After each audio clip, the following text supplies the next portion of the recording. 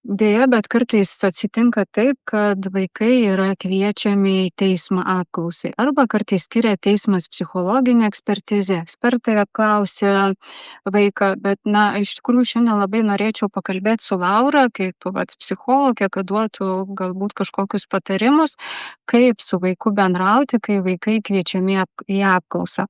Paprastai būna tai tokiose bylose, kur yra nustatoma vaiko gyvenamoji vieta arba bendravimo tvarka ir kai tarp šalių yra ginčas. Ten, tarkime, ir tėtis nori, kad vaikas gyventų su juo, ir mama nori, kad vaikas gyventų su juo. Ir, žodžiu, teismui reikia išsiaiškinti tiek vaiko poziciją. Taip pat dažnai būna vaikas apklausiamas teisme arba net vėliau ekspertų, jeigu, tarkime, yra įtariama, kad vaikas gali patirti poveikį, tarkime, manipuliacijos, kur jau viena iš tėvų toks susiformuoja atmetimo tas sindromas, psichologijoje apie jį daug yra rašoma. Bet ir štai vaikas yra kviečiamas apklausai, aš pati esu ne kartą buvusi tokiose situacijoje, jauniausias vaikas bent jau mano bylose buvo 4 metų mergaitė. Ir štai jūsų vaiką pakvietė į teismą apklausai. Paprastai apklausa vyksta ypatingai mažų vaikų su psichologu atskiram kambaryje, dalyvauja, jie nemato nei teisėjo, nei šalių, nei mantijų. Tai psichologas žaidžia su vaiku, uždavinėja klausimus, tai stengiamasi kuo mažiau, kad vaikas patirtų kažkokių neigiamų išgyvenimų ir patirčių, tačiau vis tiek jis būna su svetimu žmogum atskiram kabinete. Ir vat kaip paruošti vaiką, kaip su juo paaiškinti, kas tai yra. Ar gal iš vis nieko nekalbėti, atvesti, palikti, kaip Laura tavo. Girdžiu tavo klausimą ir tą susirūpinimą. Taip. Tai čia man labiausiai norisi, kad pasiruoštų tam tėvai. Nes kaip vaikas nuskaito, ar tai yra pavojinga aplinka ar nepavojinga aplinka, grėsmingas jam žmogus, negrėsmingas jam žmogus, situacija yra kažkokia valdoma, kontroliuojama ar atvirkščiai, jisai vaikas stebi savo tėvų reakcijas. Ir faktas, kad jeigu mama ateina visa paklaikusi, išpūstom akim, sutrikusi kvėpavimu, išsigandusi, kaip vaikas reaguos. Kad į baisų dalyką, ar ne, grėsmingą dalyką. Taip pat kuo natūraliau, ar ne, tiesiog pačiam suaugusiam labai reikia tam pasiruošti labai stipriai, bet lengva pasakyti. Nes aš girdžiu, kad čia yra situacija, kuri tikėtina vieną kartą tau per gyvenimą gali tas nutikti. Ir čia taip šaltais nervais nenueisi, ar ne kavos puodelio eini su draugė gerti.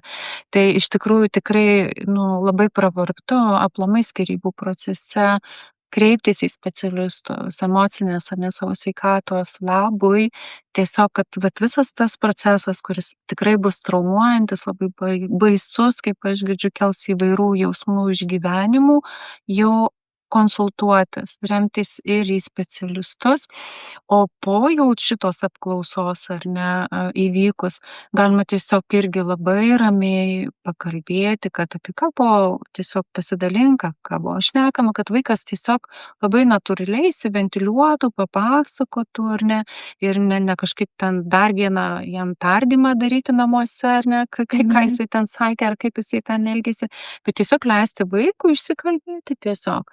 Faktas, kad vaikai po to jie kalbasi ir su kitais žmonėm. Dažnu atveju aš girdžiu, tai būna ar močiutė, ar darželio grupės kokia auklėtoja. Vaikai tiesiog išsipasakoja. Pas mus natūraliai yra susidėliojęs tas savipagalbos irgi procesas, ar ne, kad mes randam būdų, su kuo saugiai įsikalbėti ir tą įtampą paleisti. Tai nuostabu, jeigu tai būtų patys artimiausi šeimos žmonės ir tuo pasirūpintų.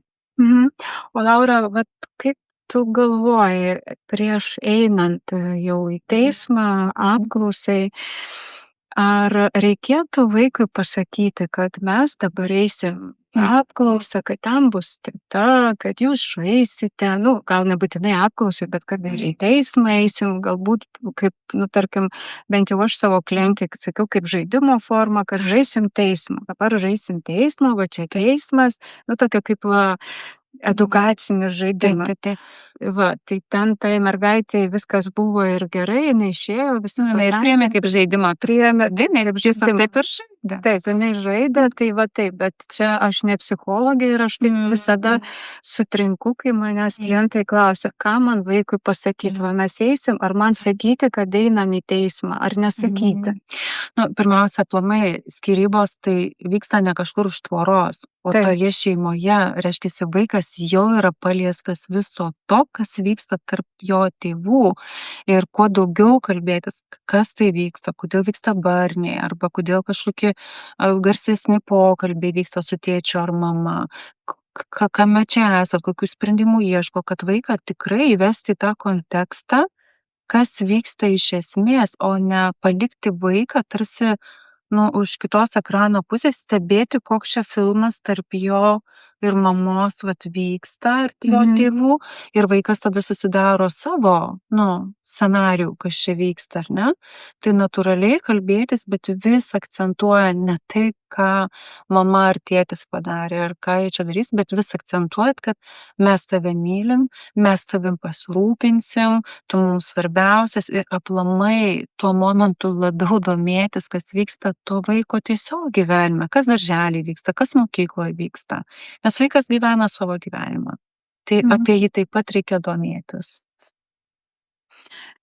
Tai rekomendacija tokia, domėkite savo vaiku, neįlyskite taip į skyrybų procesą, kad vaiką užmirštumėte ir vis priminti jam ir vis pasakyti, aš tave myliu.